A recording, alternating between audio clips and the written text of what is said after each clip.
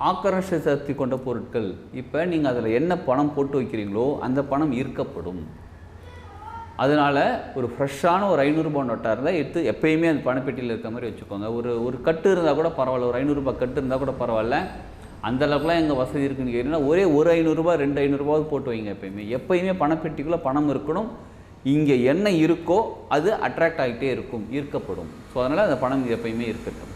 சரிங்களா? சரி, அடுத்தது மகாலட்சுமி அம்மா ஃபோட்டோ இருந்ததுன்னா வீட்டில் இருக்காங்க அப்படின்னா அவங்களுக்கு மாலை போடுங்க. என்ன மாலைன்னு கேட்குறீங்களா? ஏலக்காய் மாலை போடுங்க.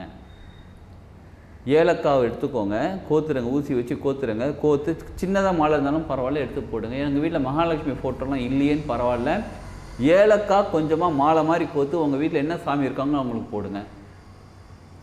ஏலக்காய் கொஞ்சம் காஸ்ட்லி, பரவாயில்ல, இருக்கட்டும். இது கடவுளுக்கு கொடுக்குறோம், கடவுளுக்காக கொடுக்குறோம். நல்லா யோசிச்சு பாருங்கள். நமக்காக நம்ம செஞ்சுக்கிறோம், நமக்காக நம்ம ஒரு சில செலவுகள் செய்கிறோம். இது செலவுன்னு சொல்ல முடியாது, இன்வெஸ்ட்மெண்ட். ஏலக்காய் வாங்கி நீங்கள் மாலை கோத்து போகிறது ரொம்ப நல்லது. யாருக்கு? நமக்கு.